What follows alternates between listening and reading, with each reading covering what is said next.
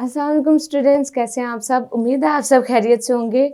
आज मैं आपको सेकंड ईयर के जो स्टूडेंट्स हैं उनके इम्पोर्टेंट ऐसे के बारे में बताऊंगी कि आपने कौन से जो ऐसे हैं उनकी अच्छे से तैयारी करनी है और उनको आपने किस तरह से अटैम्प्ट करना है कि आपके जो पेपर में मार्क्स हैं वो अच्छे आएँ और आपकी उसके साथ साथ प्रेजेंटेशन भी अच्छी लगे।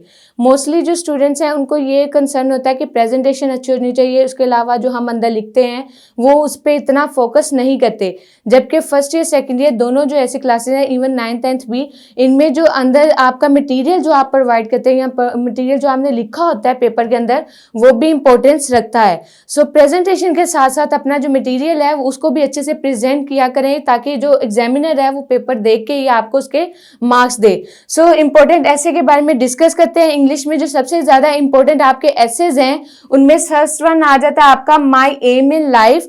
माई एम इन लाइफ जो है ये आपका इंपॉर्टेंट ऐसे के अंदर में से एक है। सेकंड आपका आ जाता है science in service of man. Third one is coeducation and the fourth one is unemployment. Fifth pollution. Sixth one city life. Seven corruption. Eighth one is women place in society. Ninth courtesy and 10th is our educational system. ये आपके वो essays हैं जो कि most important हैं और most probably इसके 50 to 90% chances हैं कि जो ऐसे हैं आपके पेपर के अंदर 2024 के अंदर वो आपके इनमें से आएंगे। सो स्टूडेंट्स इनकी अच्छे से तैयारी कीजिएगा, अच्छे से इनको अटेम्प्ट कीजिएगा। और आपने अटेम्प्ट इनको कैसे करना है कि अगर आप ऐसे लिख रहे हैं तो इसकी हेडिंग कोशिश करें कि 2 लाइन्स के अंदर हेडिंग हो। मोस्टली स्टूडेंट्स की 5 लाइन्स और 4 लाइन्स के अंदर वो अपने 4 to 5 लाइन्स जो हैं वो अपनी वेस्ट करते हैं शीट की। किसकी वजह से? हेडिंग्स की वजह से वो हेडिंग्स लिखते हैं 4 to 5 लाइन्स की, जबकि ये गलत है। इसकी वजह से आपके मार्क्स जो है वो डिडक्ट हो सकते हैं। एग्जामिनर पे ये इम्पैक्ट पड़ सकता है कि स्टूडेंट जो है वो सिर्फ लाइन्स पेजेस से ज़ाया किए, ज़्यादा से ज़्यादा उसने हेडिंग्स बड़ी बड़ी करके लिखी हैं।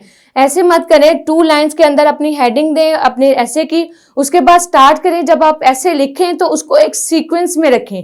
फॉर एग्जाम्पल अगर ये आपकी शीट है तो आपका जो ऐसे है वो इसी सीक्वेंस से जाना चाहिए। अगर ये यहाँ से स्टार्ट होकर इस लाइन पर यहाँ पर एंड हो रहा है तो नीचे वाली लाइन भी कोशिश करें कि वहीं पर एंड हो। जबकि अगर आपकी लाइंस इस तरह जाती हैं शीट के अंदर तो ये बैड इम्पैक्ट पड़ता है। इस तरह की लाइंस जो हैं इस तरह से लिखना वो बैड इम्पैक्ट होता है और ऐसे जो है उसकी जो प्रेजेंटेशन है वो भी खराब लगती है। सो आप इस तरह लिखें, प्रेजेंट करें कि जहां से आपने स्टार्ट किया है उसकी एंडिंग जो है वो इक्वली हो। मीन्स के तमाम लाइंस की जो एंडिंग है वो इक्वली आए। और अगर आपने सेकेंड पैराग्राफ, आप जो है ऐसे सेकेंड ईयर के जो स्टूडेंट्स हैं वो कोशिश करें जो एसेज हैं वो पैराग्राफ मीन्स के फॉर एग्जाम्पल यहाँ पर ये लाइन पैराग्राफ एंड हुआ, फुल स्टॉप। नेक्स्ट जो हमने स्टार्ट करना है पैराग्राफ वो यहां से स्टार्ट करना है, यहां से स्टार्ट नहीं करना, उसको यहीं से आपने लिखना, वैसे ही स्टार्ट कर देना है। और उसके अलावा आप मार्कर से वो हेडिंग्स लिखें जो कि मोस्ट इंपॉर्टेंट है। कोटेशंस हो गई, आपकी हेडिंग्स हो गई। किसी भी राइटर ने फलाने राइटर ने राइटर का नेम लिखें, ये भी अच्छा इंपैक्ट है।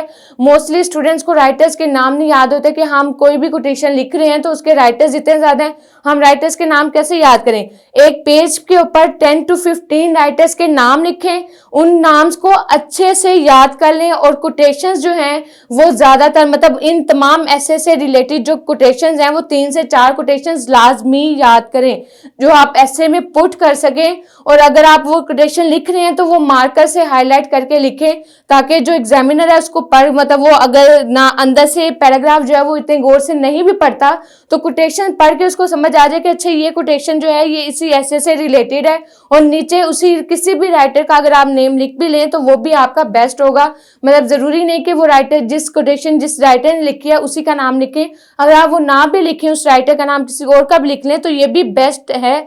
लेकिन क्या कहते हैं इस तरीके से आप पेपर दें। इसको ऐसे अटेम्प्ट बिल्कुल ना करें कि एक लाइन यहाँ खत्म हो रही दूसरी यहाँ, और कोटेशंस आपने इसके अंदर ही मिक्स की हुई हैं। कोटेशंस भी मिक्स हैं, इंपॉर्टेंट पॉइंट्स भी मिक्स हैं, कुछ पता नहीं लग रहा ना सब प्रेजेंटेशन उसकी समझ आ रही है। सो आपने अगर पेपर में मार्क्स जो है अच्छे गेन करने हैं तो उसकी प्रेजेंटेशन बेस्ट करें। अपनी लाइंस जो है मतलब आप प्रेजेंटेशन, इसका मतलब ये बेस्ट करने का मतलब ये बिल्कुल नहीं है कि अपनी जो हेडिंग्स हैं वो 4 से 5 6 से मतलब इतनी ज़्यादा लाइंस में लिखें। हेडिंग्स कम लाइंस में लिखें। मोस्टली आपकी 2 लाइंस इनफ होती हैं हेडिंग्स के लिए। हेडिंग्स दें, उसके बाद पेपर अपना स्टार्ट करें। किसी भी पैराग्राफ की हेडिंग्स देने की ज़रूरत नहीं है, हेडिंग मत लिखें पैराग्राफ की, उसको स्टार्ट करें, नेक्स्ट लाइन से स्टार्ट किया और एंडिंग जो है वो आपका सीक्वेंस, एंडिंग का सीक्वेंस होना चाहिए। उसके अलावा जो इंपॉर्टेंट कोटेशंस हैं उसको अच्छे से याद करें।